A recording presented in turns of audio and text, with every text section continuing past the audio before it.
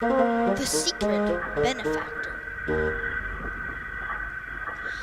The engines awoke early one morning to find the workmen crowding around Henry. It had been a rough night for the poor engine, and now things were worse.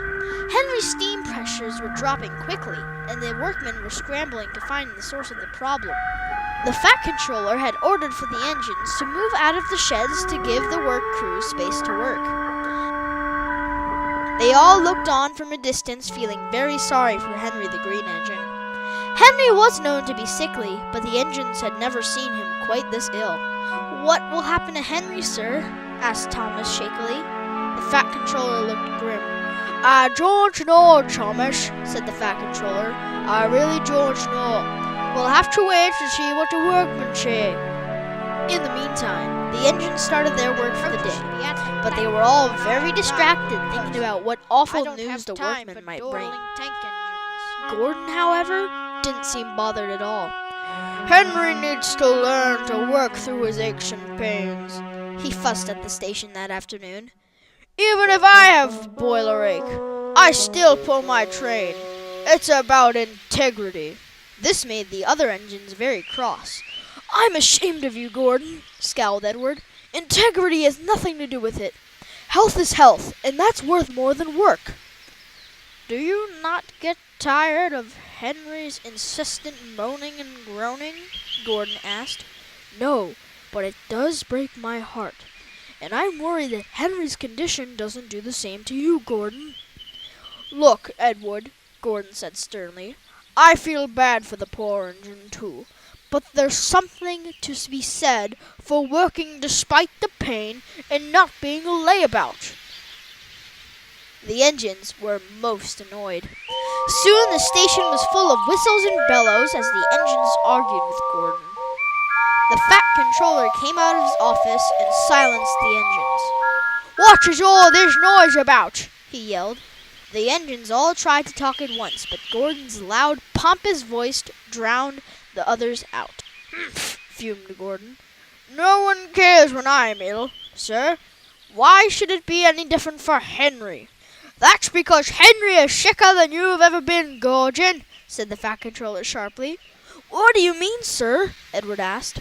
"I just got off the telephone with the leader of the work crews. Henry has several cracked boiler tubes. It is no wonder he was leaking steam and losing his fires. He'll need a new boiler, but it will be a long time before we can fashion a new one."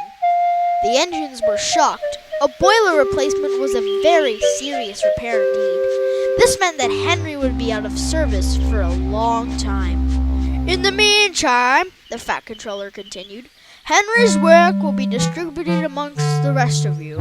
I expect you all to pitch in." "But sir," Gordon cried, "I've got to pull the express. I can't take on any more work." "Gordon!" "Shut up," growled Edward. "Gordon, it seems you have a very, conservative view of Henry's condition. While I do not like having to put more on your plate, it is your obligation to help when an engine is in need. You would not expect others to leave your work by the wayside if you were ill, would you?" Gordon didn't reply and simply snorted out of the station.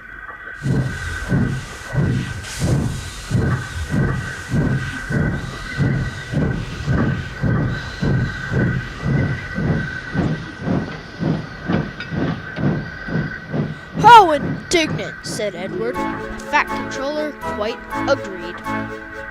Fat Controller, after much time and effort, gave the engines their new timetables. The most difficult of Henry's trains to sort out was the Flying Kipper, which left early most mornings of the week. It was finally determined that Edward should take the train.